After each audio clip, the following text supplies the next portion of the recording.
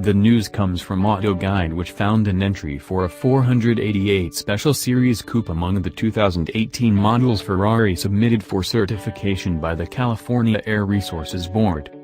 The mysterious new model is listed alongside the existing 488 GTB 488 Spider GTC4 Lusso T and California T, which has since been replaced by the new Portofino, all of them powered by versions of the same award-winning 3.9-liter twin-turbo V8 engine and 7-speed dual-clutch transmission. Though far from specific, the entry points quite clearly towards a more hardcore take on Maranello's mid-engine V8 supercar, following in the footsteps of the 360 Challenge Stradale 430 Scuderia and 458 Speciale. The jury's still out on what name it might adopt, but let's just say we won't be surprised if it's designated GTO in the spirit of earlier 599, 288 and 250 models.